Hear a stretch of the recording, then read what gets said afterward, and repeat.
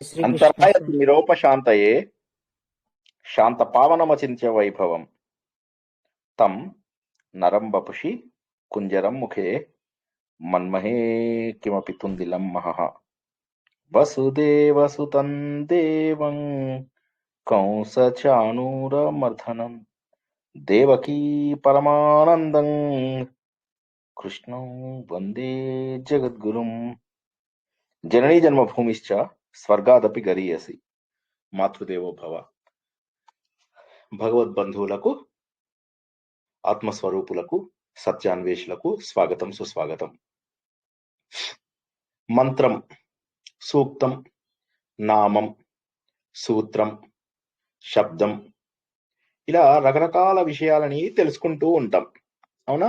స్తోత్రం, స్తుతిస్తూ భగవంతుడి యొక్క లక్షణాలని పొగుడుతూ మనము చేసేటటువంటి స్తుతిని స్తోత్రము అంటారు. ఆయన లక్షణాలను తెలుసుకోవడమే. అక్కడ కూడా మనం చేసేది ఆయన లక్షణాలని తెలుసుకోవడమే. భగవంతుడు అంటే ఆయన, ఆవిడ అని మళ్ళీ కొత్త కన్ఫ్యూజన్ లేకుండా ఆయనైనా ఆవిడైనా ఎవరైనా కూడా ఒకరే. భగవంతుడికి లింగభేదం లేదు. నామము, హిందూ ధర్మంలో ప్రతి శబ్దము కూడా ఒక అర్థవంతమైనటువంటి, శక్తివంతమైనటువంటిది. రామ అంటే రమింపజేసేది, రామ అంటే ఆనందపరిచేది అని చెప్పేసి. ఇలాగ ప్రతి పేరుకి కూడా ఒక అర్థం ఉంటుంది, ప్రతి అక్షరానికి కూడా ఒక అర్థం ఉంటుంది, ప్రతి అక్షరానికి ఒక దేవత ఉంటుంది.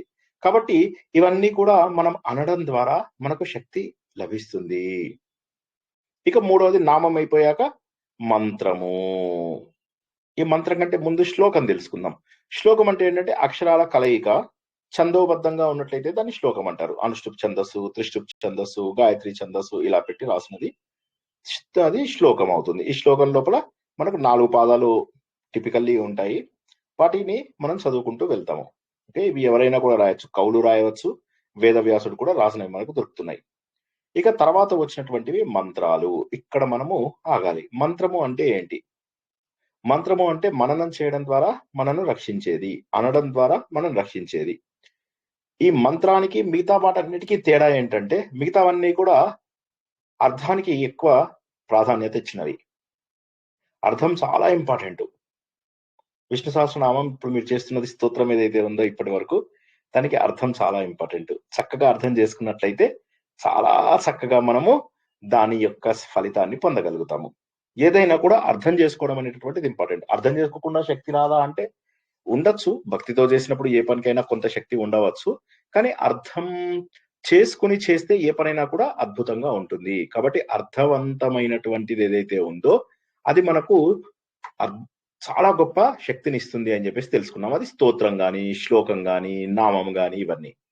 మంత్రం అలా కాదు. మంత్రం ఏమవుతుందంటే మనకు శబ్దంతో కూడా శక్తినిస్తుంది. ఇది చాలా ఇంపార్టెంట్. శబ్దము శక్తినిస్తుంది, అర్థం కూడా శక్తినిస్తుంది. దీని గురించి మనం తెలుసుకున్నప్పుడే శ్రీ సూక్తంలో గాని, పురుష సూక్తంలో గాని మనం ఏం తెలుసుకున్నాము? వేదాలలో మొత్తం ఏమని తెలుసుకున్నామంటే వేదాలలో ఉన్నటువంటి శ్లోకాలని శ్లోకాలు అనరు, మంత్రాలు అంటారు అని చెప్పేసి తెలుసుకున్నాం. వాటిని మనం ఊరికే చదివితే కూడా శక్తివంతమైనటువంటి శక్తి మనకు వస్తుంది అని.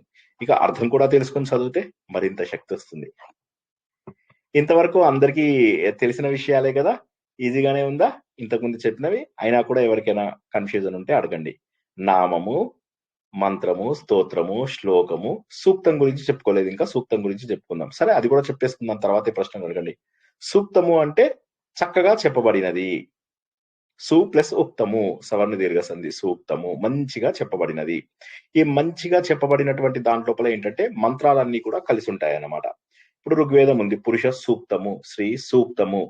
అందులోపల ఒక మంత్రం ఉండదు. శ్రీ సూక్తం అంటే సుమారుగా 16 మంత్రాలు ఉంటాయి. తర్వాత ఇంకో 15 యాడ్ చేశారు జనాలు, 16 మంత్రాలు. అదే విధంగా మీరు పురుష సూక్తం తీసుకున్నట్టయితే ఇది అన్ని వేదాల్లో ఉంటుంది, 5 వేదాల్లోనూ ఉంటుంది అని చెప్పి తెలుసుకున్నాము. 5 వేదాలు ఎక్కడి నుంచి వచ్చాయండి? ఎవరైనా చెప్పగలరా? కొత్త వేదం ఎక్కడి నుంచి వచ్చింది? మహాభారతాన్ని కూడా పంచమ వేదం అంటారు కదా సార్, అందువల్ల 5 వేదాలు. లేదు, అది కరెక్టే. అఫ్ కోర్స్ మీరు చెప్పిన జవాబు కరెక్ట్, కానీ ఇక్కడ అది కరెక్ట్ కాదు. 5 వేదాలు ఏవి? కృష్ణ యజుర్వేదము, శుక్ల యజుర్వేదము ఉన్నాయి కదా వేదాల సార్, గురించి. దాంతో కలిపి 5. కరెక్ట్. సో శుక్ల యజుర్వేదము, కృష్ణ యజుర్వేదము కూడా ఉంటే అవి కూడా కలుపుకుంటే 5 వేదాల్లాగా మనం తీసుకోవచ్చు అనమాట. సో ఆ విధంగా ఏమైపోయిందంటే అన్ని వేదాల లోపల కూడా ఉన్నటువంటిది మనకు ఈ పురుష సూక్తము. శ్రీ సూక్తం ఏంటంటే ఋగ్వేదం. మెయిన్ ఒకటే గుర్తుంచుకోండి అందరూ కూడా, అన్నిటికీ కూడా మూలము ఋగ్వేదమే. ఇంకా ఋగ్వేదం లోపల there is no doubt about it. ఇంకా ఋగ్వేదమే మొత్తం. ఋగ్వేదంలోంచే దాని యొక్క యజ్ఞయాగాదులు ఎలా చేయాలి అనేటటువంటివి యజుర్వేదంలో, ఋగ్వేదంలో ఉన్న మంత్రాలని పాటల రూపంలో ఎలా చేయాలి అనేటటువంటిది సామవేదం లోపల. అథర్వణ వేదం కొంత ఇండిపెండెంట్ వేదమే, కాకపోతే దానికి అప్పుడు వేదం స్టేటస్ ఇవ్వలేదన్నమాట. అప్పుడు ఏం చేశారంటే ఋగ్వేదం నుంచి కొన్ని మంత్రాలు తీసి అందులో పెడితే అప్పుడు దానికి కూడా ఒక వేదము అని చెప్పేసి అన్నారు. సో ఈ విధంగా 4 వేదాలు. ఆ అథర్వణ వేదంలో ఏముంటుంది? నైతిక విలువలు, సామాజిక విలువలు, ఎలా మనం ధర్మబద్ధంగా జీవించాలి, చాలా రకాల విషయాలు అందులోపల నుంచి మనకు వస్తాయన్నమాట. సో ఈ విధంగా అత్యద్భుతమైనటువంటి జ్ఞాన సంపదను మనకు వేదాలు అందించాయి. ఆ వేదాల లోపల మెయిన్ పోర్షన్ లోంచి వచ్చినటువంటిదేమో పురుష సూక్తము, పరిశిష్ట భాగము అపెండిక్స్ చాప్టర్స్ లోంచి వచ్చినటువంటిది, అంటే తర్వాత చేర్చబడినటువంటిది ఏదైతే ఉందో అది శ్రీ సూక్తము. శ్రీ సూక్తం చాలా అద్భుతంగా తెలుసుకున్నాం. ఎలా తెలుసుకున్నాం? సూక్తము మంత్రాలను కలిగి ఉంటుంది. మంత్రములు అంటే శ్లోకములు అన్న విషయం తెలుసుకున్నాం. ఓకే, సూక్తము అనేది మంత్రములను కలిగి ఉంటుంది. శ్రీ సూక్తం తెలుసుకున్నాం. పురుష సూక్తము చాలా శ్లోకాలను తెలుసుకున్నాం, మంత్రాలను తెలుసుకున్నాం. ఇప్పుడు ఇక్కడ దాకా చెప్పిన దాంట్లో ఏమన్నా డౌట్ ఉంటే అడగండి, ఒకసారి ముందుకెళ్దాం. 30 seconds.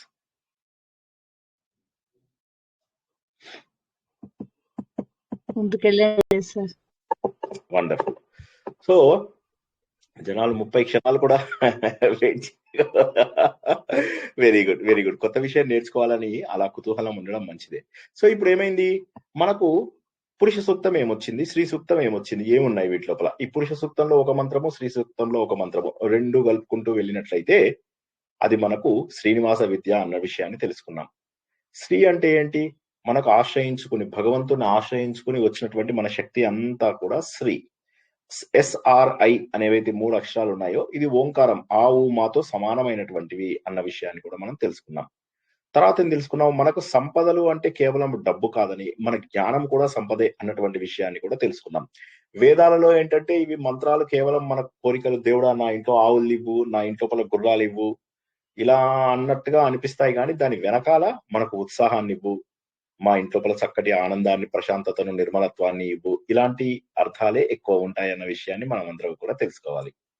మంత్రం అనే దానికి శ్లోకాలతోని కంపేర్ చేయాలంటే మంత్రాలు అందరికీ రావు. మంత్రం ఏంటంటే మెయిన్ కొంత దానికి కొంత ప్రొనౌన్సియేషన్ ఉంటుంది, ఉచ్చారణ, ఉదాత్త అనుదాత్త స్వరిత స్వరాల ద్వారా మనం చదవాలి. చదివి మనము దాని అర్థాన్ని తెలుసుకుని, ఆ అర్థాన్ని తెలుసుకున్న తర్వాత చదివితే ఇంకా అద్భుతమైనటువంటి ఫలితం ఉంటుంది. అయితే అర్థము అనేసరికి మంత్రం ఏమవుతుందంటే 3 రకాల అర్థాలు ఉంటాయి. మనకి ఎప్పుడు తెలిసినటువంటి ఆధ్యాత్మిక, ఆది భౌతిక, ఆది దైవిక అనేటటువంటి 3 రకాల అర్థాలతోటి మంత్రాలను చెప్పగలుగుతాం. మిగతా స్తోత్రాలు, సూక్తాలు, స్తోత్రాలు, నామాలు ఇవి అంత డీటెయిల్ గా చెప్పుకోలేకపోవచ్చు. కానీ ఇది మటుకు ఏదైతే మంత్రము అని చెప్పేసి చెప్పుకున్నామో, ఈ మంత్రాన్ని మనము 3 పద్ధతులలో చెప్పుకోవచ్చు. ఆది భౌతిక అంటే ఏంటి? ఫిజికల్ గా డైరెక్ట్ గా మనకు తెలిసినటువంటి ప్రకృతి శక్తులు ఏవైతే ఉన్నాయో వాటిని ఉద్దేశించి మంత్రాన్ని డిస్క్రైబ్ చేయడం. వరుణుడు వర్షాన్ని కురిపించాడు, పంటలు పండాయి, ఇలా మనకు కనిపించినటువంటి భక్తి ఏదైతే ఉందో, భక్తిపూర్వకంగా మనకు కనిపించిన ప్రకృతి అంతని కూడా చూసి చెప్తే దాన్ని అధిభౌతిక వర్ణన అంటారు మంత్రంది. అది కాకుండా అది దైవిక వర్ణన అని ఉంటుంది మంత్రాలకు. ఇప్పుడు మంత్రం గురించి ఎందుకు చెప్పుకుంటున్నామంటే శ్రీ సూక్తము, పురుష సూక్తము ఇవన్నీ కూడా మంత్రాలు కాబట్టి ఈ మంత్రాలకి శబ్దం ఇంపార్టెంట్, అర్థం ఇంపార్టెంట్ అని, శబ్దం చదివినా కూడా ఎంతో శక్తి వస్తుంది అన్నటువంటి విషయాన్ని తెలుసుకున్నాము. ఇంతకు ముందు మనం ఇంకొక విషయం కూడా తెలుసుకున్నాం. 20 నుంచి 20,000 హెర్ట్జ్ వరకు మాత్రమే మన చెవులు వింటాయని, కానీ ఈ వేద మంత్రాలు ఏవైతే ఉన్నాయో 20,000 కూడా దాటి వెళ్ళిపోతాయని. అంటే మనం 20,000 కంటే ఎక్కువ అంటున్నాము, 20,000 కంటే ఎక్కువ వింటున్నాము. అంటే నీ చెవుల శక్తి, నీ ఇంద్రియాల శక్తికి దాటి వెళ్ళిపోతున్నావు, అతిక్రమించి వెళ్తున్నావు. నీ శక్తికి దాటి నువ్వు వెళ్ళగలుగుతున్నావు. అంటే వేదాలలో గొప్ప శక్తి ఉన్నది అనేటటువంటిది ఇది ప్రూవ్ అయినటువంటి విషయము. మీరు కావాలంటే ఎవరైనా మీ ఇంటి దగ్గర పండితులు వాళ్ళు వేదాలు చక్కగా చదివే వాళ్ళ యొక్క దాన్ని రికార్డ్ చేసి వెళ్ళి కంప్యూటర్ కి కనెక్ట్ చేసి దాని ఫ్రీక్వెన్సీని చెక్ చేయండి, మీకు 20,000 దాటిపోతుంది. కొంతమంది చదివితే 28,000, 29,000 కూడా వచ్చిందిరా. సో ఇవన్నీ ఎందుకు చెప్తున్నాము అంటే మహోన్నతమైనటువంటివి మంత్రాలు. సరే, ఈ మంత్రాలకు శబ్దం చాలా గొప్ప అర్థము. అర్థం విషయం తీసుకున్నట్లయితే 3 రకాల అర్థాలు అని చెప్పి తెలుసుకున్నాం. ఒకటేమో మన భౌతిక వస్తువులతోటి, అంటే మనకు కంటికి కనిపించేటటువంటి వస్తువులతోటి అర్థం చెప్పడం ఏదైతే ఉంటుందో దానిని అధిభౌతిక అర్థము అని చెప్పేసి చెప్తాము. అది దైవిక అంటే నీకు తెలిసినటువంటి దేవతలు ఎవరైతే ఉన్నారో, అంటే ఎవరు? బ్రహ్మ, విష్ణు, మహేశ్వరుడు, అమ్మవారు, గణపతి, ఇలా దేవతలు మనకు తెలిసిన వాళ్ళు, వాళ్ళతోని పోల్చుకుంటూ చెప్పడం. అంటే విష్ణు అంటే ఒకటేంటంటే అంతా వ్యాపించివాడు అని చెప్పేసరికి ఏమో అది తత్వంలోకి వెళ్తుంది. ఆ తత్వంలోకి వెళ్ళిన దాన్ని ఏమంటారు అంటే ఆధ్యాత్మిక అంటారు. సో ఎప్పుడైతే నువ్వు తత్వము, నిర్గుణ రూపము, ఆత్మజ్ఞానము ఇవన్నీ చెప్తావో అది ఆధ్యాత్మిక అర్థము. అది దైవిక అర్థము అంటే విష్ణుమూర్తి అంటే పాల సముద్రంలో పడుకున్నాడు అని చెప్పినప్పుడు ఏమవుతుందంటే అప్పుడు నీకు అది దైవికమవుతుంది. సో విష్ణుమూర్తి శాలిగ్రామంలో ఉన్నాడు అన్నప్పుడు శాలిగ్రామం రాయిని చూపించినప్పుడు, విగ్రహ రూపం చూపించినప్పుడు దీన్ని అధిభౌతికము అర్థము అని అంటారు అనమాట. అంటే ఒకే విష్ణు అనే దానికి 3 రకాలుగా మనం అర్థం చెప్పుకున్నాం. సార్ ఇవన్నీ ఎందుకు చెప్తున్నారు సార్ అంటే, ఇప్పుడు మనం విష్ణు సహస్రనామం క్లాస్ లోంచి పురుష సూక్తం క్లాస్ లోకి వెళ్ళాలి కదా. విష్ణు సహస్రనామము, పురుష సూక్తము వేరు కాదు, 2 ఒకటే. విష్ణు సహస్రనామము ఎవరి కోసము అంటే, పురుష సూక్తము అర్థం కాని వాళ్ళు, పురుష సూక్తంని సరిగా ప్రొనౌన్స్ చేయలేని వాళ్ళు ఎవరైతే ఉంటారో వారు విష్ణు సహస్రనామం చదివితే సరిపోతుంది. అయితే విష్ణు సహస్రనామం మాత్రం అర్థంతో చేయాలి. మరి శ్రీ సూక్తం చదవలేని వాళ్ళు శ్రీ సూక్తం బదులుగా లలితా సహస్రనామం చదవచ్చు. లలితా సహస్రనామం దేంతో సమానము? మనకున్నటువంటి షోడశి, పంచదశి ఏవైతే మనకు ఆ బీజాక్షరాలు ఉంటాయో వాటన్నిటితోటి సమానము. ఇంకా చెప్పాలి అంటే త్రిపుర విద్యతో సమానము. సో కాబట్టి శ్రీ సూక్తము మహోన్నతమైనటువంటిదే, పురుష సూక్తం కూడా మహోన్నతమైనటువంటిదే. శ్రీ సూక్తం చేయలేనప్పుడు ఏం చేస్తాము? లలితా సహస్రనామం చెప్తాము. పురుష సూక్తం చేయలేని వాళ్ళు విష్ణు సహస్రనామం చదువుతారు. ఒకసారి ఆపుతాను, ప్రశ్నలు అడగండి. ఏ విషయం అర్థం కాకపోయినా అడగండి.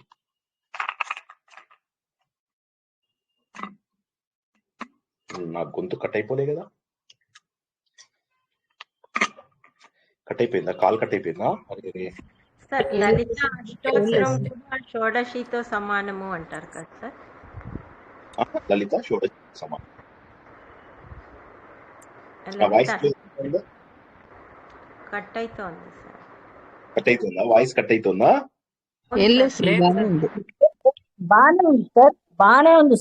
బానే ఉంది.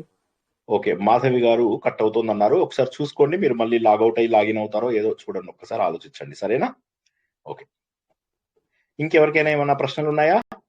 అందరికీ ఆధ్యాత్మిక ప్రతి మంత్రానికి 3 రకాల అర్థాలు ఉంటాయి అన్నాము. మంత్రాలకి, స్తోత్రాలకి ఎన్ని అర్థాలు ఉంటాయి?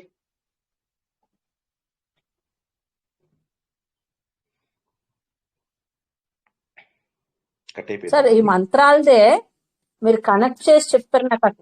లేదు సార్, జై శ్రీకృష్ణ సార్. ఈ మంత్రందే 3 రకాలు చెప్పారు కదా మీరు. అది భౌతిక అంటే ప్రకృతి శక్తిని ఉద్దేశిస్తూ మంత్రాన్ని ఉచ్చారణ చేయడం అని అది భౌతిక అంటారు. అది దైవిక అంటే బ్రహ్మ, విష్ణు, మహేష్. మంత్రాన్ని ఎక్స్ప్లెయిన్ చేయడం, మంత్రాన్ని అర్థం చేసుకోవడం. ఉచ్చారణతో సంబంధం లేదు, ఉచ్చారణ వేరు. ఒకసారి ఆగండి. Okay sir, okay. ఒకటి ఉచ్చారణ, ఒకటి అర్థము. మంత్రాలకి ఉచ్చారణ కంపల్సరీ. అర్థము తెలిసినా తెలియకపోయినా మంత్రం పనిచేస్తుంది. అయితే మంత్రంకి 3 రకాలుగా అర్థం చెప్పుకోవచ్చు అని చెప్పాం మనం. సో ఉచ్చారణ వేరు, ఉచ్చారణ కంపల్సరీ, మంత్రానికి కంపల్సరీ. అందుకే ఎవరు పడితే వాళ్ళు వేద మంత్రాలు చదవలేరు. చదివినా కూడా జస్ట్ ట్రైనింగ్ క్లాసెస్ లో ఇప్పుడు నేను చదివినట్టుగా చదువుతారు, కానీ గురువు దగ్గర నేర్చుకుని చదువుతారు. అందుకే మీరు వేద మంత్రాలు చదివే వాళ్ళలో ఒక్కడైనా తప్పు చదవడం చూసారా? ఒక్కసారైనా ఎవడైనా 50 మంది కూర్చుంటారు, 100 మంది కూర్చుంటారు, ఎప్పుడైనా వాళ్ళు తప్పు చదవడం చూస్తారా? సో కాబట్టి వేద మంత్రాలకు శబ్ద రూపంలో శక్తి ఉంటుంది. నేను చెప్తున్నది అర్థ రూపంలో. ఇప్పుడు చెప్పండి సుధామోహన్ గారు. ఎస్ సార్, అది భౌతిక అన్నది నాకు అర్థమైంది సార్. అది దైవిక ఏం చెప్పారంటే విష్ణుమూర్తిని అంటే సంబోధిస్తూ లేదంటే వ్యూలో పెట్టుకొని విష్ణుమూర్తిని ఎగ్జాంపుల్ అదే సార్, బ్రహ్మ, విష్ణు, మహేష్ ఎవరో ఒకరు, గణపతి, అమ్మవారు, కుమారస్వామి, ఇలా మనకు తెలిసిన దేవతల ద్వారా ఒక మంత్రాన్ని అర్థం చేసుకుంటే అది దైవిక అర్థము. అది భౌతిక అర్థము అంటే ఏంటంటే బాణలింగము అనేసరికి అది ఫిజికల్ గా. శివుడు పార్వతిని గనక చూపించుకుంటూ చెప్పారనుకోండి, శివ పార్వతులను చూపించుకుంటూ చెప్తే అది దైవిక. శివ పార్వతులు కాకుండా ఒక నిర్గుణ రూపము శివం అంటే ఏంటి? కంపారిజన్. శివం అంటే మంగళకరమైనటువంటిది, శంభు అంటే మంగళకరమైనటువంటిది. అదే శంభు అనగానే మీరేం చెప్తారు? శంభు అనగానే శివుణ్ణి చూపిస్తారు. అది దైవిక. శంభు అనగానే ప్రపంచమంతా వ్యాప్తిలో ఉన్నటువంటి ఆనందాన్ని చూపిస్తారు, ప్రశాంత తత్వాన్ని చూపిస్తారు. అప్పుడు అది ఆత్మిక. అది భౌతిక అంటే ఏంటి? శంభు అనగానే మన తెల్లటి వస్తువుని దేన్నో చూపించారు మీరు, అప్పుడు అది భౌతిక అయింది. శివ అన్నారు, శివలింగాన్ని బాణలింగాన్ని చూపిస్తే అది భౌతిక. భౌతిక అంటే మనకు ఫిజికల్ గా అవైలబుల్ ఏవైతే ఉంటాయో వాటితో ఎక్స్ప్లెయిన్ చేస్తే. ఇది నేను ఆల్రెడీ ఇంతకు ముందు చాలా సార్లు చెప్పాను, బట్ జస్ట్ ఇవాళ సమ్మరీ చెప్తాను అన్నాను కాబట్టి చెప్తున్నాను. అది దైవిక అంటే మనకు తెలుసున్న కొంతమంది దేవతలతోని డిస్క్రైబ్ చేస్తాము. అది ఆత్మిక అంటే ఏంటంటే ఆత్మతత్వంతో తెలియజేస్తాం, అంటే సంపూర్ణమైనటువంటి తత్వభాగం. అది అందరికీ అర్థమైందా? మొహమాట పడద్దు, ఇది చాలా ఇంపార్టెంట్ పాయింట్స్ నేర్చుకుంటున్నాం. Yes sir. దైవిక దైవిక అంటే వేరే దేవతలను పోల్చి చెప్పడం అంటారు. దేవతలను పోల్చి చెప్పడం, వేరే కాదు, దేవతలను పోల్చి చెప్పడం. ఇప్పుడు విష్ణు అనగానే మీకు ఎవరు జ్ఞాపకం వస్తారు? ఏ దేవుడు గుర్తొస్తాడు? కృష్ణుడే కదండి, విష్ణుమూర్తి. పాలసముద్రంలో పడుకునే పాలసముద్రం దేవుడు గుర్తొస్తాడు. చతుర్భుజధారి. అది దైవిక అంటారు దాన్ని. ఓకేనా? అది దైవిక అంటారు. రెండోది అది భౌతిక అంటే సాలిగ్రామం, భౌతిక రూపం లోపల చూడడం. అంతటా వ్యాపించి ఉన్న పరమాత్మను చూస్తే అది ఆత్మిక. ఇంకెవరైనా అడగండి. సిగ్గుపడుతున్నారు, చాలా సిగ్గుపడతారు. నా స్టూడెంట్స్ కి తెగ సిగ్గు బాబోయ్, నాకు కూడా చాలా సిగ్గు. నేను మాట్లాడాలంటే సాలగ్రామ రూపంలో కనపడేది ఆది భౌతికం అంటారా? అంతే కదా, భౌతిక రూపంలో మీకు దొరికేది ఫిజికల్ గా. ఇప్పుడు విగ్రహ రూపంలో దేవుణ్ణి పూజించారు అనుకోండి, అది మీకు అది భౌతికం అవుతుంది. ఫిజికల్ గా మీరు చూపిస్తున్నారు. ఇప్పుడు బతుకమ్మ అంటారు, బతుకమ్మ అంటే ఏంటి? పువ్వులను, చెట్లను. ఇక్కడ విష్ణువుకి ఉదాహరణ చెప్తున్నారు కదా సార్ మీరు, విష్ణుమూర్తిని ఉదాహరణగా తీసుకొని అది భౌతిక అంటే సాలగ్రామంలో ఉంటుందని, అది దైవిక అంటే పాల సముద్రంలో నివసించే విష్ణుమూర్తి అని, విష్ణుమూర్తి యొక్క నామాన్ని తీసుకొని, ఆధ్యాత్మిక అంటే అంతటా వ్యాపించి ఉన్న విష్ణుమూర్తిని గురించి చెప్తున్నారు. అంతటా వ్యాపించి ఉన్నది ఆ విష్ణువే, పరమాత్ముడిని ఇక్కడ విష్ణుమూర్తి చెప్పండి. ఇప్పుడు శివుడిది చెప్పండి. శివుడి అంటే శివలింగ రూపంలో ఉండేది సార్, శివలింగ రూపంలో ఉండేది అది భౌతిక. ఓకే. శివుడు అంటే త్రినేత్రధారి అని శివుడు గురించి చెప్తాము, త్రినేత్రధారి అని శివుడు గురించి చెప్తాము. అదే శివ పార్వతి తత్వం గురించి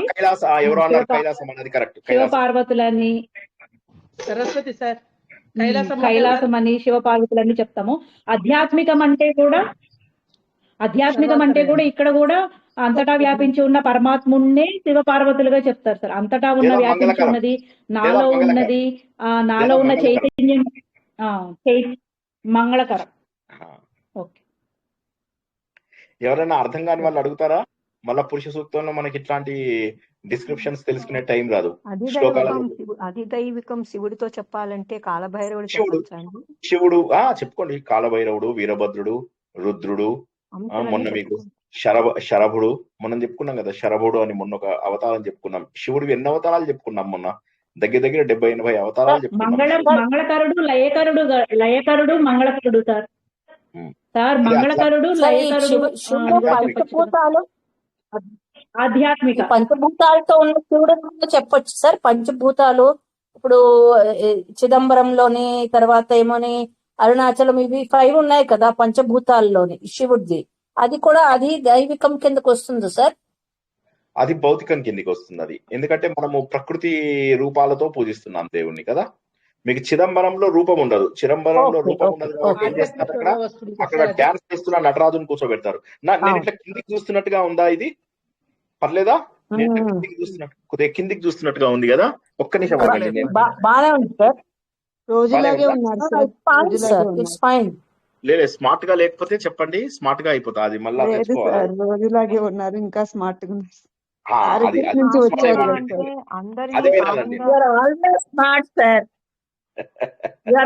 స్మార్ట్ సార్. కాదు మీటింగ్ నుంచి వచ్చారు కదా సార్ మీరు, అందుకని చాలా ఎనర్జీగా చాలా ఇదిగున్నారు సార్. ఎంత ఇవాళ పొద్దున్న తెలుసా, 5:15కి 5:30కి లేచాను. 8 నుంచి మీటింగ్స్. సరిగ్గా మీటింగ్ అయిపోయింది, కొద్దిగా ఒక అరగంట రెస్ట్ దొరికింది అనేసరికి ఇంకొక మీటింగు. ఆ మీటింగ్ అయింది. నేను 4 o'clock కి మీటింగ్ ఉంది అనుకునేసరికి అది కాస్త ప్రీపోన్ అయిపోయి 3 o'clock కి పెట్టారు. అది 3 to 4:30 అయింది. 4:35కి బయలుదేరి ఇంటికి వచ్చి వాళ్ళు ఇచ్చినటువంటి వేవో చేస్తూ ఉన్నారు మా ఈవినింగ్ మీటింగ్ కోసం అని. ఆ మీటింగ్ 7 అన్నారు, తర్వాత 7:30 అన్నారు. 7:30 నుంచి మళ్ళీ 7 అయిందిట, నేను చూసుకోలేదు. నేను వాళ్ళు ఇచ్చిన ఎక్సెల్స్ అవన్నీ తయారు చేస్తూ, ఇన్విటేషన్ కార్డ్స్ తయారు చేస్తూ, మా ఇన్విటేషన్ కార్డు చూసారా,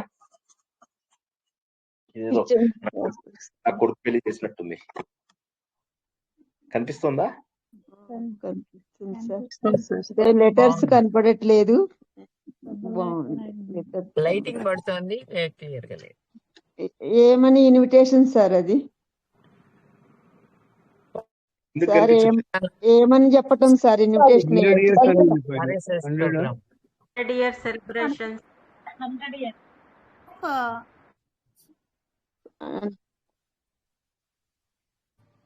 అదే దానికి మేము ఇప్పుడు కొంతమందిని స్పెషల్ గా కొంతమందిని పిలుస్తున్నాం అన్నమాట.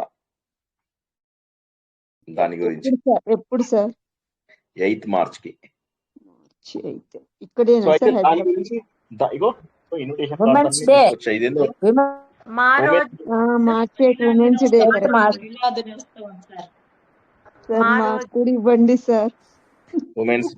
ఉమెన్స్ డే అంటే మగవాళ్ళని సతాయించే రోజు అనా మీనింగ్? అవును సార్. అవును సార్. స్పెషల్ గా అవసరం లేదు సార్. సో ఎనీవే, సో ఆ విధంగా మనకు అదైపోయింది. 7 o'clock అనుకున్నాను, 7:30 అనుకుని నేను లేట్ గా వెళ్ళేసరికి అక్కడ కాస్త 7 o'clock స్టార్ట్ చేసేసారు. 7 అంటే 7:15 కి స్టార్ట్ చేశారు. నేను రాలేదంటే ల్యాప్టాప్ ఏమో నా దగ్గర ఉంది, అందరు వచ్చి 7 o'clock కి కూర్చున్నారు. నాకు వచ్చిన ఇన్ఫర్మేషన్ 7:30, అందరు అలా కూర్చున్నారు. నేనేమో ల్యాప్టాప్ పెట్టుకొని నేను లేట్ గా వెళ్ళా. లేట్ గా వెళ్తే ఒక అడ్వాంటేజ్ ఏమైందంటే ఆల్రెడీ 7 o'clock అయింది కాబట్టి 9 o'clock లోపల ముగించేశారు అనమాట. అందుకోసం నేను 9:30 లోపలే మీకు ప్రవచనం తీసుకోవడం జరుగుతుంది. లేకపోతే ఇవాళ 10 అయిపోయేది నేను వచ్చేసరికి. సో ఏదేమైనా ఏది జరిగినా మన మంచికే. సో అయితే సో ఇప్పుడు మళ్ళీ మనము మళ్ళా టెలిగ్రామ్ మనకు దెబ్బ కొట్టే లోపల ఇంకొక కొన్ని కొత్త విషయాలు తెలుసుకుందాం. ఈ విధంగా ఏంటంటే భగవంతుణ్ణి తెలుసుకోవడానికి మనకు మంత్ర రూపంలో ఉన్న వాటిని వేదాలు అంటారు. వేదాలలో ఉన్న వాటిని శ్లోకాలు అంటారా, మంత్రాలు అంటారా? మంత్రాలు. ఒక వేదాలలో ఎట్టి పరిస్థితులలో కూడా వాటిని శ్లోకాలు అనకూడదు అన్నమాట. వేదాలలో ఉన్న వాటిని మంత్రాలు అని చెప్పేసి అనాలి.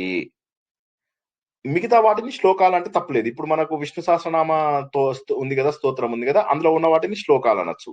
అదే విధంగా మనం సంపూర్ణ మహాభారతం నేర్చుకుంటున్నాం కదా, వాటిని శ్లోకాలు అనొచ్చు. సో వాటికి ఏమైతుందంటే అర్థం ద్వారా మణిద్వీప వర్ణన ఉంది. అది మంత్రమా లేకపోతే శ్లోకమా? శ్లోకాలే కదా సార్. అది వేదం కాదు కదా సార్, శ్లోకం. సో ఆ విధంగా వాటికి ఏంటంటే అర్థం తెలుసుకోవాలి. ఇప్పుడు అర్థమైందా అందరికి? పెన్ను పేపర్ పెట్టి రాసుకున్నారా? శ్లోకమునకు అర్థం తెలియాలి, మంత్రమునకు అర్థం తెలియకపోయినా పర్వాలేదు, ఏదైనా అర్థం తెలిస్తే గ్రేట్. ఇప్పుడు మీరు పురుష సూక్తం ఎవరన్నా మీకు నేర్పించారు, రుద్రం ఎవరన్నా నేర్పించారు, మంచిది. రుద్రం కూడా మీకు యజుర్వేదంలో వస్తుంది, నమ్మక చమకం అంటారు కదా, అది కూడా మంచిదే. వేదంది ఏదైనా కూడా గుర్తుంచుకోండి, శబ్దంతోని వస్తుంది. అర్థం నేర్చుకుంటే ఇంకా మంచిది. మీకు ఎట్లా అంటే ఇప్పుడు నాది హ్యాండ్ రైటింగ్ బాగుండదు, కానీ నేను మ్యాటర్ చాలా బాగా రాసేవాడిని చిన్నప్పుడు ఎగ్జామ్స్ లో. కానీ నా హ్యాండ్ రైటింగ్ చాలా గలీజ్గా ఉంటుంది. గలీజ్గా ఉండేసరికి ఏమవుతుందంటే నాకు బాధేసేది. మా సార్ తోటి అదేనండి సార్, ఎంత చేసినా నా హ్యాండ్ రైటింగ్ బాగుండడం లేదు అని అన్నాను అనమాట. అయితే ఆయన హిందీ సారు. ఆయన ఏం చేశారంటే, సరే నీకు హిందీ మటుకు నేను హ్యాండ్ రైటింగ్ బాగు చేస్తాను రా అని అన్నాడు. నేను 8th class లో హిందీ హ్యాండ్ రైటింగ్ నేర్చుకున్నాను. అప్పటికి మేము హిందీ నేర్చుకొని కూడా 5th, 6th, 7th మూడు తరగతులు అయిపోయింది. 8th classకి వచ్చాక నేను హ్యాండ్ రైటింగ్ నేర్చుకున్నాను. అది హిందీ హ్యాండ్ రైటింగ్ చాలా బాగుంటుంది. తెలుగు, ఇంగ్లీషు నాకే అర్థం కాదు. చాలా మందికి ఏంటంటే వేరే వాళ్ళు రాసింది అర్థం కాదు, నాకేంటంటే నాదే అర్థం కాదు. సో అంత హారిబుల్. అందుకే నాకు మా MA సాంస్క్రిట్ ఎగ్జామ్స్ అవి రాసినప్పుడు కూడా అసైన్మెంట్లలో అందరికి 20కి 20, 20కి 19, 20కి 18 ఇలా వస్తే నాకు 20కి 11, 20కి 12. దానికి తోడు మనం కొద్దిగా కేర్లెస్ కూడా. కాఫీ పడింది ఒకసారి దాని మీద పడితే ఆ కాన్లే. ఇప్పుడు మళ్ళీ అంత ఎవరు రాస్తారో అలాగే మా ఫ్రెండ్స్ అంతా తిట్టారు. వాళ్ళేమో 60 పేజీలు 70 పేజీల పాటు 20 మార్కులకు రాసి పంపిస్తే బ్యూటిఫుల్ హ్యాండ్ రైటింగ్, రంగురంగుల పెన్నులు ఇవన్నీ పెట్టి రాసి పంపిస్తే నేనేమో దబ 10 పేజీల లోపల నాకున్న నాలెడ్జ్ ని సారం మొత్తం రాసి పంపించేవాడిని. ఎగ్జామినర్ కి అది ఎంత వెయిట్ ఉందనేది కావాలి. దాంతో వాడేం చేసేవాడు, నాకు 11 మార్కులు 12 మార్కులు ఇచ్చాడు అసైన్మెంట్లలో. అన్ని అసైన్మెంట్లలో నాకు తక్కువ వచ్చాయి. మా క్లాస్ లో లోయెస్ట్ అసైన్మెంట్స్ లో నాకే. సబ్జెక్ట్స్, మెయిన్ సబ్జెక్ట్స్ లో always like more than 80%. Main subjects ఏవైతే యాక్చువల్ ఎగ్జామ్ ఉంటుందో అక్కడ సారమే ఉపయోగిస్తాం కాబట్టి అది చాలా బాగా వచ్చేవి మార్కులు నాకు. ఇక్కడ ఏమైంది, మనకు మంత్రాలలో కూడా మంత్రం యొక్క శబ్దం ఎలాగో ఉంది, అర్థం కూడా తెలిస్తే చాలా మంచిది. ఇప్పుడు నాకు హ్యాండ్ రైటింగ్ కూడా బాగుంటే నాకు అసైన్మెంట్ లో కూడా ఎక్కువ మార్కులు వచ్చేవి. అదే విధంగా ఇక్కడ మనకి ఏదైతే ఇది ఉందో, మనకు శబ్దము అర్థము ఉందో, శబ్దం చాలా గొప్పది వేదాలకి, అర్థం కూడా తెలుసుకుంటే చాలా మంచిది. శ్రీ సూక్తంది మనము అర్థం చాలా బాగా తెలుసుకున్నాం. ఎవరి దగ్గరైనా మీరు శ్రీ సూక్తం నేర్చుకున్నా లేక శ్రీ సూక్తంని తప్పులు లేకుండా చదివినా చాలు, తప్పులు లేకుండా చదివితే చాలు, విడదీసుకుంటూ చక్కగా చదివితే శ్రీ సూక్తం మంచి ఫలితాన్ని ఇస్తుందని నేను ఇంతకు ముందు చెప్పడం జరిగింది.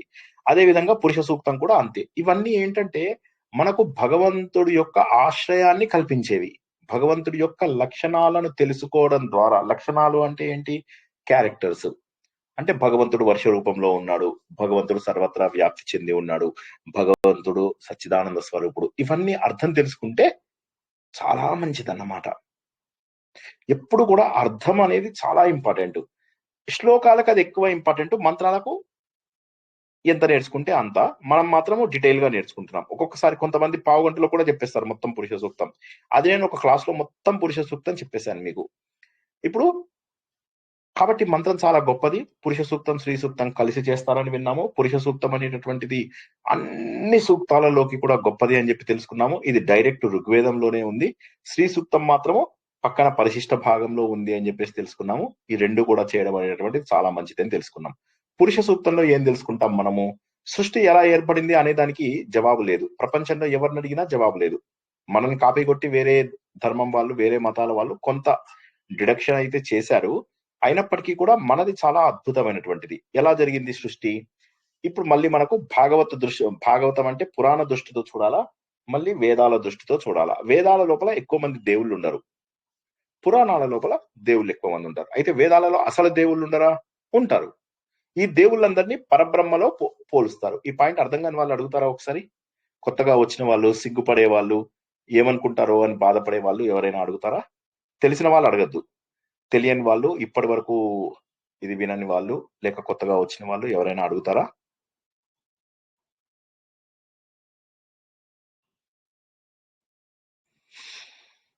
మీరు ఇట్లా కనుక అడగకపోతే, క్వశ్చన్స్ అడగకపోతే నేనే మిమ్మల్ని అడగాల్సి వస్తుంది. ఓకే, సో అది నేనే పేరు పిలిచి కొత్త వాళ్ళు ఎవరో గుర్తుపట్టి మీ క్వశ్చన్స్ అడుగుతా. జాగ్రత్తగా ఉండండి, నేను అసలే మంచోడిని కాదు. సో ఇక్కడ మనం గుర్తుంచుకోవాల్సింది ఏంటంటే, మళ్ళొకసారి చెప్తాను, వేదాలలో దేవుళ్ళు తక్కువ, కానీ పరబ్రహ్మ యొక్క వివిధ రూపాలలో ఆయన శక్తి ప్రకటితమవుతుంది అని చెప్తారు. అంటే ఏంటి మీనింగ్? తెలుగులో చెప్పండి సార్ మీరు. ఆ శక్తి ప్రకటితమవుతుంది ఏమిటిది అని వాళ్ళు అంటారు చూడ, ఓ మది మధు కలశం పొంగిపోతోంది అని వాడు పాట పాడుతుంటే, ఏమిటి మధు కలశము, దరహాసం, ఎవరికి అర్థం కాదంటే అందరికీ అర్థమవుతుంది గురువు గారు. ఏమిటి సెటిల్ వేస్తున్నావా అని చెప్పేసి అంటాడు. ఏ సినిమా ఇది? Arjuna cinema sir. శృతి అనే ఈ మధు కలశం పొంగిపోతూ, కింగ్ నాగార్జున సినిమా. అయితే అలాగా ఇక్కడ మనము ఇక్కడ కూడా గుర్తుంచుకోవాల్సింది ఏంటంటే, సింపుల్ గా భగవంతుడి శక్తి ప్రకటితం అవడం అంటే ఏంటి?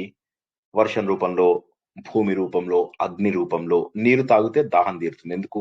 అది భగవంతుడి శక్తి ప్రకటితం అవడం. సో వేదాలలో ఏం చేస్తారంటే, వేదాలలో దేవుళ్ళు ఉండరు, ఒకే పరబ్రహ్మ యొక్క శక్తి అనేక రూపాలలో ప్రకటితం అవుతూ ఉంటుంది.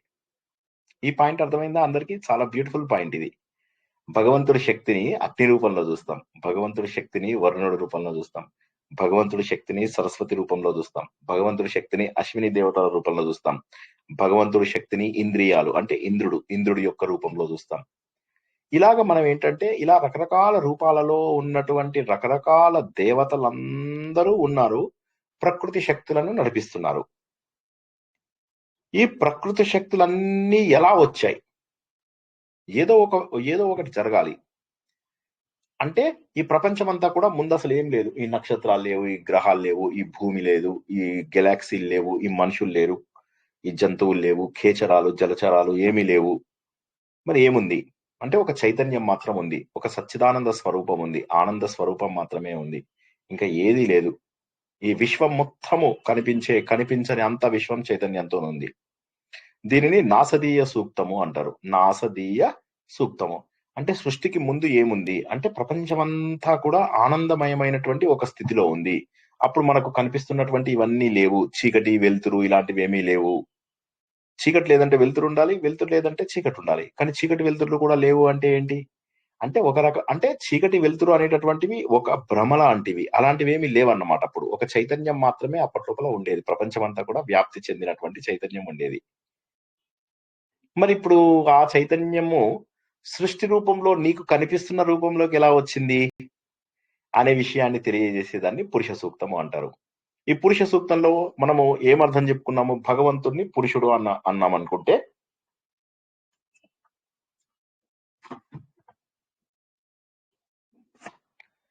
ఇది పూర్ణమైన స్థితి. ఈ కాగితం పూర్ణమైన స్థితి. ఇదంతా కూడా భగవంతుడే. ఆయన ఇది పూర్ణ స్థితి. దీన్ని మొదటి పురుషుడు అంటారు. మొదటి పురుషుడు, పరబ్రహ్మ పురుషుడు అని అంటారు. పురుషుడు అంటే పూర్ణముగా ఉన్నవాడు, పూరించడానికి ఇంకా అవసరం లేనివాడు. పూర్ణమదం పూర్ణమిదం పూర్ణాత్ పూర్ణముదచ్యతే పూర్ణస్య అని చెప్తామా? ఇది మొదటి పురుషుడు, పరబ్రహ్మ.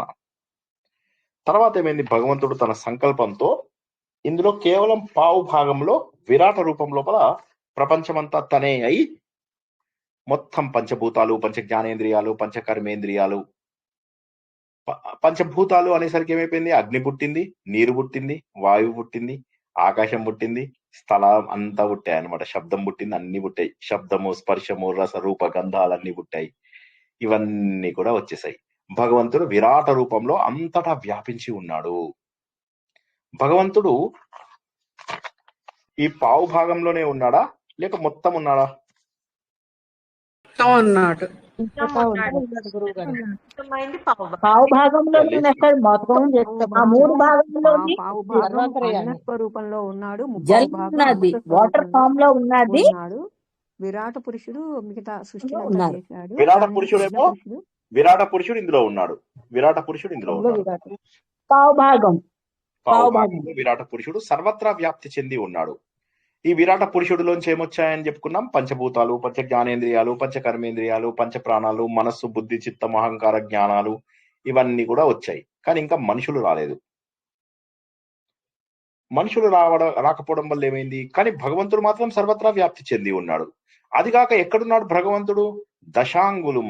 దీనికి ఆ దశాంగులం అనేటటువంటి పదకు అర్థం ఏంటంటే దీనికి అతీతంగా కూడా ఉన్నాడు. ఈ కనిపించే దానికి అతీతంగా కూడా ఉన్నాడు. కనిపించే అదంతా ఉన్నాడు, కనిపించే దానికి అతీతంగా కూడా ఉన్నాడు అని చెప్పడం లోపల దాని అర్థం ఏంటంటే భగవంతుడు అంతటా వ్యాపించి ఉన్నాడు అని చెప్పడం ఒకటి. రెండోది ఏంటంటే నీ హృదయంలో దేవుడు ఉన్నాడు. ఈ మాట ఎన్నిసార్లు చెప్పినా మన ఒక ఆయన స్టూడెంట్స్ కి అర్థం కావు. ఎవరండి ఆయన? ఒక ఆయన స్టూడెంట్ కి ఎంత చెప్పినా నీ హృదయంలో దేవుడు ఉన్నాడంటే అర్థం కాదు. ఎవరికండి? శ్రీనివాసరావు గారి స్టూడెంట్స్. శ్రీనివాస్ దర్గా స్టూడెంట్స్. సో హృదయంలో ఉన్నాడు మనం కాదు కదా. ఈ బొట్టు భాగం నుంచి హృదయం వరకు 10 అంగుళాలు, సహస్రాల నుంచి ఇక్కడ వరకు 10 అంగుళాలు అని చెప్పేసి అర్థం. కాబట్టి వేదంలోనే చెప్తున్నాడు బాబు నీలో ఉన్నటువంటి దేవుడు అని చెప్పేసి. ఆ తర్వాత విరాట పురుషుడు ఉన్నాడు ఇప్పుడు. కానీ విరాట పురుషుడు పుట్టిన తర్వాత మళ్ళీ ఈ ప్రపంచం, ఈ సృష్టి ఏర్పడింది. కానీ సృష్టి లోపల జనాలు ఇంకా పుట్టలా. ఇప్పుడు ఉదాహరణకి వంట చేయడానికి కావాల్సిన వస్తువులన్నీ ఉన్నాయి. కానీ నేను అక్కడ ఏం చేయాలి? అక్కడ బిర్యానీ చేయాలి. వెజిటేబుల్ స్టవ్ వెలిగించాలి, వెజిటేబుల్ బిర్యానీ చేయాలి. వెజిటేబుల్ బిర్యానీ చేస్తే గానీ అది మనకు ఫుడ్ తయారవ్వదు. తర్వాత ఏం చేయాలి? వెజిటేబుల్ బిర్యానీతో పాటు రైతా తయారు చేయాలి. తర్వాత ఏం చేయాలి? దాంట్లో వేసుకోవడానికి ఒక సబ్జీ తయారు చేయాలి. దాంతో ఇట్లా రకరకాల 20-30 ఐటమ్స్ తయారు చేయాలి. ఇప్పుడు దేవుడు ముందు కూడా ఉన్నటువంటి టాస్క్ ఏంటంటే విరాట పురుషుడు పుట్టేశాడు. అంటే ఆ విరాట పురుషుడిలో ఉన్నటువంటివే పంచభూతాలు, పంచ జ్ఞానేంద్రియాలు, పంచ కర్మేంద్రియాలు, పంచ ప్రాణాలు అన్నీ ఉన్నాయి. కానీ దాంట్లోంచి రకరకాల జీవరాశులు పుట్టాలి. అంటే మనిషి 2 పాదాల వాళ్ళు పుట్టాలి, 4 పాదాల వాళ్ళు పుట్టాలి, కథలని బట్టి చెట్లు పుట్టాలి. తర్వాత ఇవుంటాయి కదా పర్వతాలు, మట్టి, గాలి, ధూళి ఇవన్నీ కూడా పుట్టాలి. ఇవన్నీ పుట్టాలంటే ఎలాగా? ఏదో ఒక యాక్ట్ జరగాలి అక్కడ. స్టవ్ దగ్గర కనుక మనం కూరలు తరిగాము, కొంతమంది కూరలు తరిగారు. శ్రీనివాస్ ఏం చేశాట అంటే వాళ్ళ స్టూడెంట్స్ అందరినీ తీసుకుని, స్టూడెంట్స్ కి చాలా పరిణతి వచ్చింది, నేను గత 4 ఏళ్ళుగా వీళ్ళకి ప్రామిస్ చేస్తున్నాను, వీళ్ళకి ఏదో పరిణతి అయితే వచ్చింది అని చెప్పేసి వీళ్ళందరినీ తీసుకుని హిమాలయాస్కి వెళ్తానని చెప్పేసి అన్నంట. అనగానే అందరూ హిమాలయాస్కి వచ్చారు. అక్కడ వంట చేస్తున్నారు అందరూ. కొంతమంది ఏమో కూరలు తరుగుతున్నారు, కొంతమంది స్టవ్ వెలిగించారు, కొంతమంది ఏమో పాలను కాచుతున్నారు, కొంతమంది ఏమో బియ్యము కడుగుతున్నారు. చూసారా ఎన్ని రకాల పనులు చేస్తున్నారు.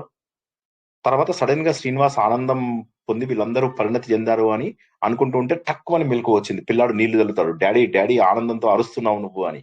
అరగానే లేచి చూసేసరికి ఇదంతా కళ. అంటే నీ స్టూడెంట్స్ కి అంత మా చూస్తే ఎక్కడో గురించి కలగన్నారనమాట. సార్ కళ కూడా మంచిగా కళలో అయినా మిమ్మల్ని మెప్పించాం కదా సార్. కళలో అయినా మమ్మల్ని మంచిగానే పొగడిస్తారు మీరు, కళలో కూడా మమ్మల్ని పొగడట్లేదు సార్ మీరు.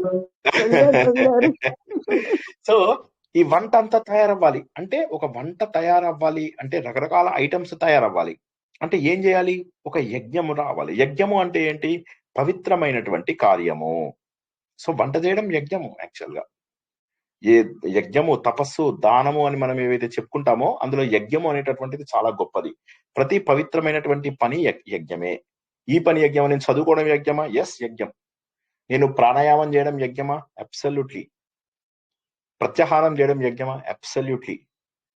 పుస్తకం చదువుకోవడం యజ్ఞమా?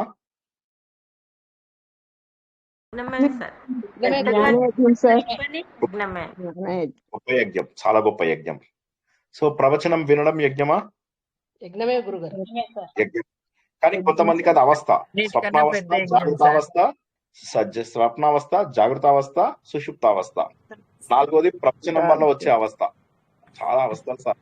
మీరు అన్ని అవస్థలు చెప్తున్నారు కానీ ప్రవచనంతో వచ్చే అవస్థ చెప్పట్లేదు. సో అది.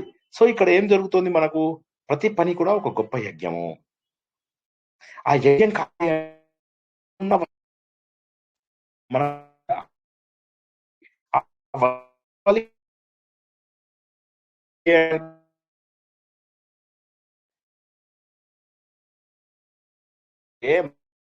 కుక్కలు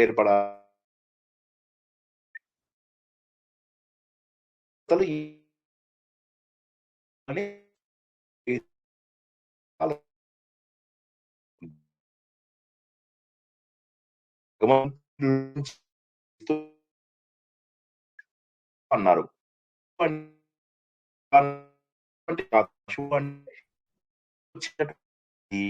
అంటే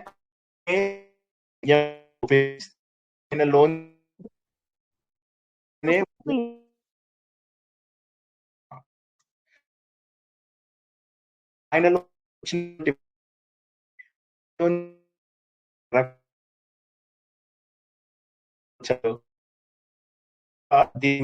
మనకు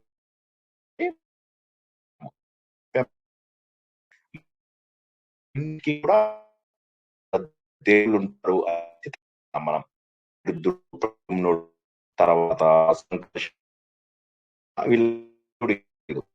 ఇలా ఈ దేవత రెడీ అయిపోయారు.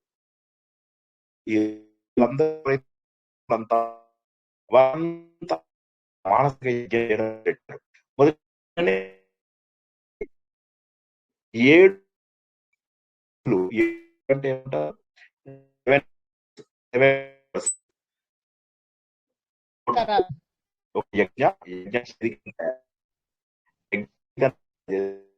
వేరు ఈలోంచే వచ్చినటువంటి చెప్పండి. 7 పరుతులు, 3 సమిధులు సార్. ఇట్లా పరిధిని కట్టారు, 3 సమిధులు. సూర్యశ్రీ గారు చెప్పారు కరెక్ట్ గా చెప్పారు. ఈ ఈ ఈ 7 మూల 21 ఏదైతే ఉందో ఆ 21 కూడా సూర్యశ్రీ గారు చెప్పారు. ఏంటంటే పంచ జ్ఞానేంద్రియాలు, పంచ కర్మేంద్రియాలు, పంచ ప్రాణాలు, ఇంకోటి ఏదో అది, అండ్ ఇంకా మిగిలిపోయినటువంటి మనోబుద్ధి చిత్తహంకారాలు పంచభూతాలు మనసు చిత్త అహంకారాలు. ఆ మనోబుద్ధి చిత్తహంకారాలు ఒకటిగా అవుతాయి. ఎందుకంటే అన్ని కూడా మనసు యొక్క భాగాలే కాబట్టి అది ఒకటి. సో ఈ 21 వస్తువులనే ఉపయోగించి మనకు 21 కదా ఉన్నవి, ఆ 21 తోటే మనం అంతా తయారయ్యాం. ఆ 21 వస్తువులని ఆ 21 వస్తువుల ద్వారా ఈ ప్రపంచం అంతా కూడా తయారవడం మొదలెట్టింది. వీళ్ళందరూ కూడా మానసిక యజ్ఞం చేస్తూ ఆ మానసిక యజ్ఞం లోపల ఏం చేస్తున్నారు, ఆయననే ఉపయోగిస్తూ ఆయనలోంచి వచ్చినటువంటి ఈ 21 మందికి సంబంధించినటువంటి దేవతలు ఆ 21 వస్తువుల ద్వారా ఏర్పరుస్తున్నారు. అంటే ఇక్కడ కట్ చేసినటువంటి ఉదాహరణకి బటర్ పన్నీర్, ఇవన్నీ చెప్తే వీళ్ళు వంట బాగా చేస్తాడు సార్ ఇంట్లో అంటారు. అందుకోసం నేను చాలాసార్లు చెప్పను, కానీ చెప్పక తప్పట్లేదు నాకు. ముందుకు చక్కగా కూరలు తరగాలి. తరిగిన తర్వాత ఏం చేస్తాం బట్నే ఒక ఒక ఒక మా ఫ్రెండ్ చెప్పే కదా, ఆయన Vasu tomorrow I will prepare butter paneer అనేవాడు. అనగానే మటర్ పన్నీరా బటర్ పన్నీరా అంటే ఆలోచించేవాడు, చూసి సారీ మటర్ పన్నీర్ అనేవాడు. ఓకే వెరీ గుడ్ అని. తర్వాత ఏం చేసేవాడు, చూసాడు ఇంట్లో చూస్తే రాత్రికి వంట చేయడానికి పిలిచేవాడు, అందరినీ పిలిస్తే తను వంట చేసేవాడు. ఏంటి మటర్ చూస్తాడు మటర్, కొంత మటర్ వేయాలి మూకుడులో అని చూసి మటర్ లేదు అని చెప్పి ఆలుగడ్డ తీసేసేసేవాడు. తర్వాత పసుపు వేయాలి అని ఉంటుంది, పసుపు లేదు, చలో ఆలుగడ్డ కొద్దిగా వేసేసేవాడు. మొత్తం మీద ఎట్లా అయితే ఏంది ఒక ఆలుగడ్డ కూర తయారు చేసేవాడు. మటర్ పన్నీర్ అని చెప్పి ఒక ఆలుగడ్డ కూర తయారు చేసేవాడు. అలా కాకుండా భగవంతుడి సృష్టిలో అలా ఉండదు. మటర్ పన్నీర్ అంటే మటర్ పన్నీరే తయారవుతుంది, బటర్ పన్నీర్ అయితే బటర్ పన్నీరే తయారవుతుంది. భగవంతుడు చాలా జాగ్రత్తగా, ఎప్పుడో తప్ప చిన్న చిన్న మిస్టేక్స్ ఏవైతే ఉంటాయో భగవంతుడి సృష్టిలో అవి తప్ప ఎప్పుడు జరగవు. కానీ అవి కూడా మిస్టేక్స్ కాకుండా పూర్వజన్మ మన సుకృతాలు దుష్కృతాల వల్ల కొంతమంది అలా తయారవుతారు అంతే. కానీ భగవంతుడి సృష్టిలో ఒక్క తప్పు కూడా ఉండదు. భగవంతుడు పంచాయతీలో ఒక్క తప్పు కూడా ఉండదు. ఆ భగవంతుడు సృష్టి చేసి ఎలా చేశారు, ఆయననే మధించగా ఏమేమి వచ్చాయి, ఎలా వచ్చాయి, ఇవన్నీ కూడా తెలిపేదాన్ని పురుష సూక్తము అంటాము. అన్ని వచ్చాయి. 4 కాళ్ళ జంతువులు ఎప్పుడు వచ్చాయి, 2 కాళ్ళ జంతువులు ఎప్పుడు వచ్చాయి, గిట్టలు, వాటికి ఉన్నటువంటి ఈ చీలిపోయిన గిట్టలు కలిసి ఉన్నటువంటి గిట్టెలు, గోర్లు ఉన్నటువంటి జంతువులు, చెట్లు, వెదురు చెట్లు, పుష్పించి ఫలించే చెట్లు, పుష్పించి ఫలించని చెట్లు, పుష్పాలే రాని చెట్లు, ఇలాంటి రకరకాల వాటిని భగవంతుడు తయారు చేశాడు. అది మనము తర్వాత క్లాస్ లోపల తెలుసుకుంటాం. ఆత్మ సుఖము వీడి నీ ఆట కొరకు పాత్ర పోషణ చేసి సూత్రధారి విశ్రమించదని పాదం ఆశ్రయించి పరమ కరుణాంతరంగ శ్రీ పాండురంగ. జై శ్రీకృష్ణ. ఏ సందేహం ఉన్నా సిగ్గుపడకుండా అడగండి. జై ప్రకృతిలో శ్రీకృష్ణ గురువు గారు. అవి జ్ఞానేంద్రియాలు, పంచ కర్మేంద్రియాలు, మనసు, బుద్ధి, చిత్తం, ఇంకా ఇంకా మిగిలినవి చెప్పండి గురువు గారు, రాసుకుంటాను. సరే, ఎవరన్నా చెప్పండి. మణి మేడం చెప్పండి. పంచ జ్ఞానేంద్రియాలు, పంచ కర్మేంద్రియాలు, పంచభూతాలు, ప్రాణాలు, పంచ ప్రాణాలు, మనసు, బుద్ధి, చిత్తం, అహంకారం.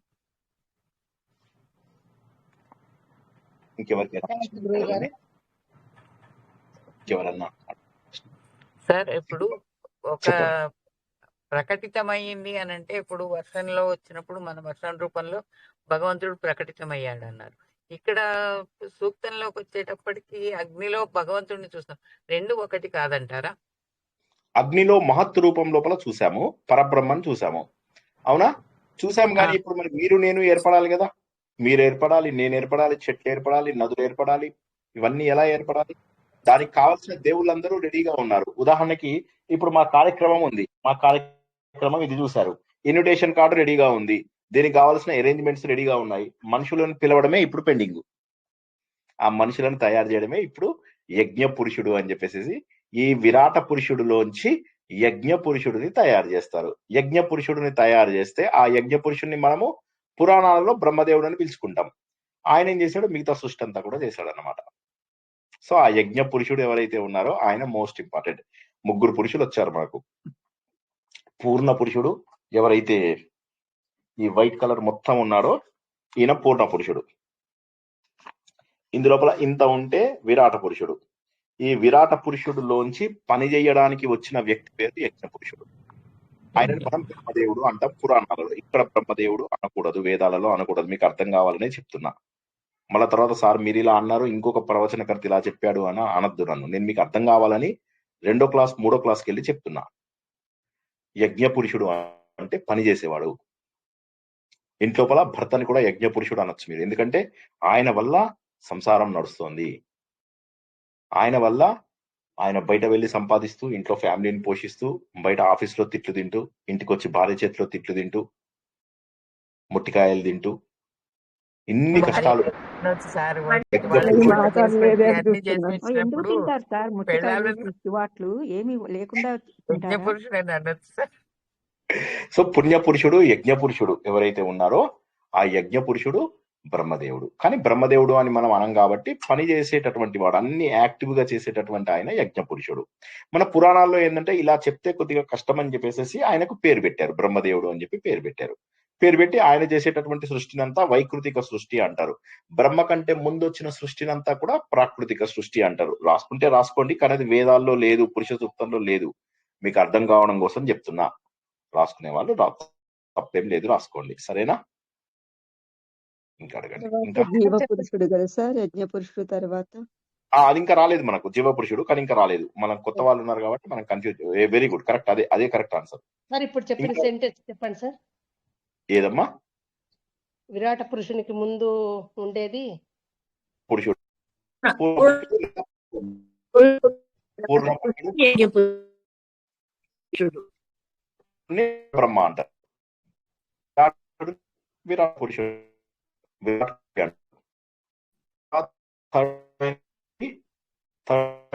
యజ్ఞ పురుషుడు పురుషుడు. వేదంలో బ్రహ్మ లేదు, మీరు కన్ఫ్యూజ్ అయిపో ముఖాల చెప్పారు కదా. ఈ రూపం లేదు,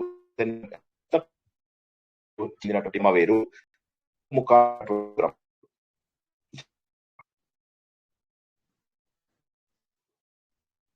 కొత్తగాని ఈ పాయింట్ వాళ్ళు అడగండి.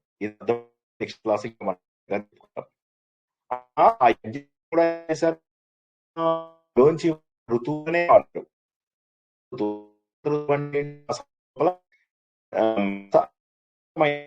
దాన్ని ఇలా వాడారట. ఏంటి వేడి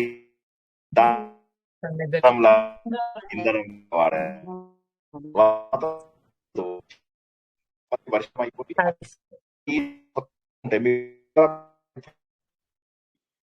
బాగుంటుంది. అర్థం బాగుంటే సో అన్ని వర్షాలు తగ్గిపో నీళ్లు ఎక్కడ కూడా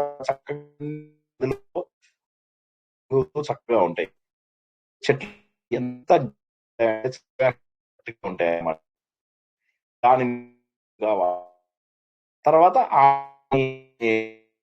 వచ్చిన భాగాలన్నింటినీ కూడా హవిస్సులుగా వాడుతూ, అంటే ఆయననే వాడుతూ, అంటే ఉదాహరణకి ఇప్పుడు నేనున్నాను, నాలోని ఇంద్రియాలను వాడుతూ నాకు కావలసిన పనులు, అంటే నా ఇంద్రియాలు నన్ను వాడుకుంటున్నాయి. ఫర్ ఎగ్జాంపుల్ నా జ్ఞానేంద్రియాలు ఉన్నాయి. జ్ఞానేంద్రియాలు ఏమంటే శ్రీనివాస్ మనస్సు ఉంది. మనస్సు అంటుంది, శ్రీనివాస్ లడ్డు తింటావా అంటుంది. అంటే తింటా అంటే సరే కదలంటే అప్పుడు నా శరీరం కదులుతూ వెళ్తుంది అక్కడికి. సో నన్ను వాడుకుంటున్నాయి నా ఇంద్రియాలు. ఆ ఇంద్రియాల దేవుళ్ళు ఎవరైతే ఉన్నారో వాళ్ళే దేవుళ్ళు అన్ని పనులు చేస్తున్నారు.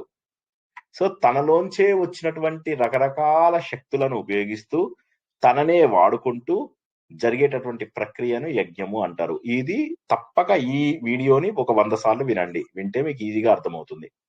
తననే ఉపయోగించుకుంటూ తన ద్వారా ఉత్పన్నమైనటువంటి దేవతల ద్వారా జరిగినటువంటి యజ్ఞం ఇది. ఆ యజ్ఞంలో వచ్చినవి ఏంటయ్యా అంటే రకరకాల జీవరాశులు. ఆ జీవరాశులను పుట్టించిన ఆయన పేరు యజ్ఞ పురుషుడు. నువ్వు నేను ఏమంటారు? పురుషుడు అంటారు. పురములో శయనం చేసే వాళ్ళము. పురము అంటే ఈ శరీరాన్ని పురం అంటారు. నవద్వారే పురే దేహి అని అంటాం కదా, అదన్నమాట. సో కాబట్టి ఈ పురంలో మనం అంతా ఉన్నాము. కాబట్టి నువ్వు నేను కూడా పురుషులమే. సో మనం అందరము కూడా పురుషులమే. 4 రకాల పురుషులలో రూపంలో భగవంతుడు మనకు కనిపిస్తుంటాడు. మనం లోయెస్ట్ లెవెల్. మరి లోయెస్ట్ లెవెల్ కదా సార్, ఇక అంతేనా మా జన్మ ఇంతేనా? ఏందో సార్ మా జన్మ, అప్పుడు పెరగలే, ఇప్పుడు లేదు, చిన్నప్పుడు అయిపోయింది, హడావిడిగా పెళ్లిళ్ళు చేసేసుకున్నాం, ఈ గోల. అందుకోసం ఏంటంటే లేదు, మీరు అలా బెంగపడవలసినటువంటి అవసరం లేదు, అటువంటి అవసరం లేదు. ఎందుకోసము అంటే ఇది ఒక మహోన్నతమైనటువంటి అవకాశము మనని మనము ఉద్ధరించుకోవడానికి. మన శక్తిని ఏ సమయంలో అయినా కూడా మనము పెంచుకునేటటువంటి అవకాశం ఉంది. మన శక్తిని పెంచుకున్నప్పుడు మాత్రమే మనం భగవంతుడికి చేరువవుతాము. ఆ సత్యాన్ని అందరూ గుర్తించాలి. జై శ్రీకృష్ణ.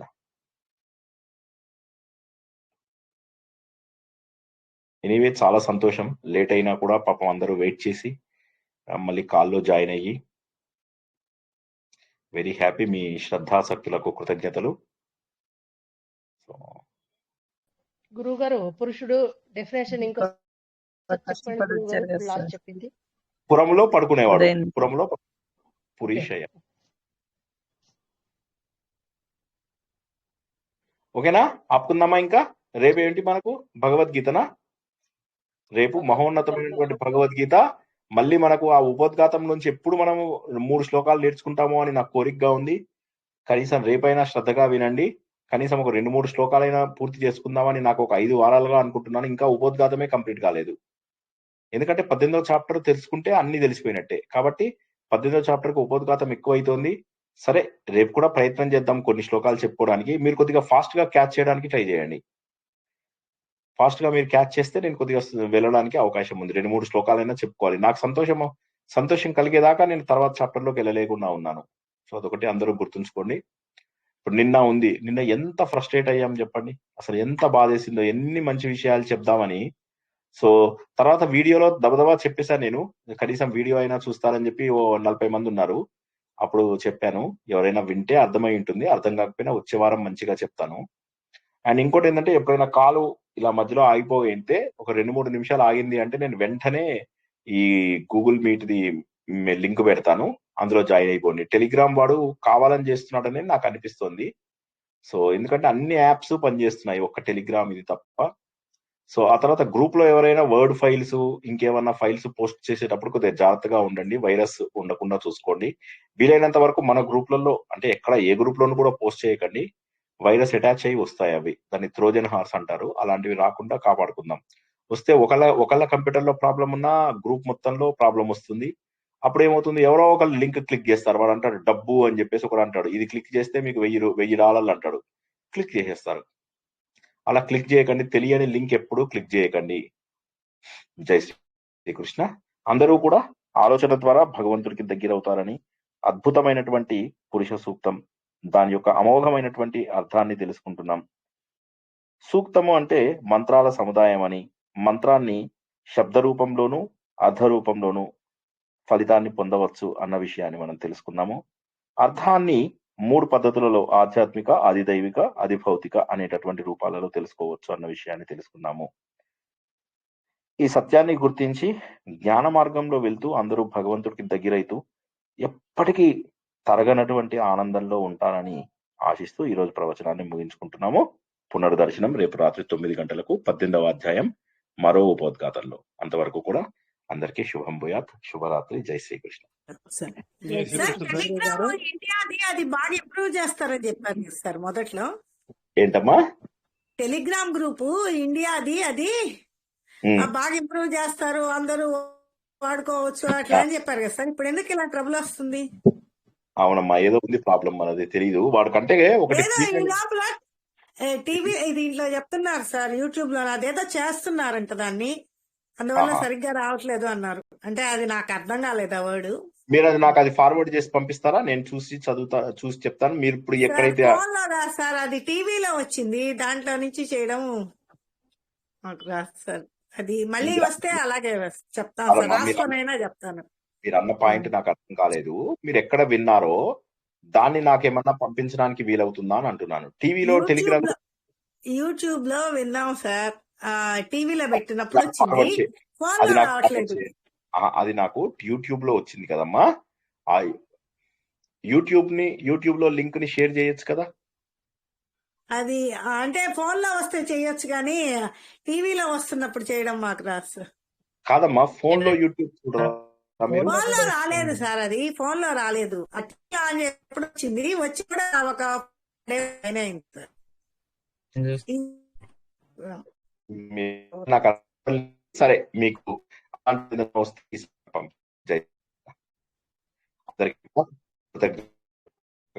పడుకో వాడు మనల్ని ఉద్ధరించాడు, అందరినీ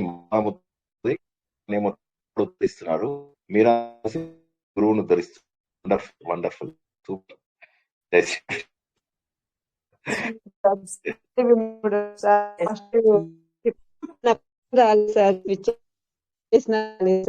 మీరు చెప్పేస్తున్నారు.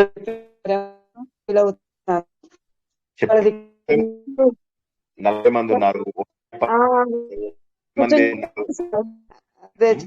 ఓపిక పట్టారు. అది సార్ అంటే మా కోసం ఉన్నారు, సేపు చేశారు సార్. బాగా ఏదో అనిపించింది సార్. కొంతమందికి నెట్ కనెక్షన్ వచ్చి, కొంతమందేమో ఆ పేరు చెప్పి, కొంతమంది లేదు సార్, పారిపోదు సార్. మీ ఫ్రెండ్స్ ఉంచుకోండి తెలుసు. ఓకే సార్, మీరు మా కోసం వెయిట్ చేయటము తెలియకుండానే చెప్తున్నారు. చెప్తా ఉంటాను అందరికి.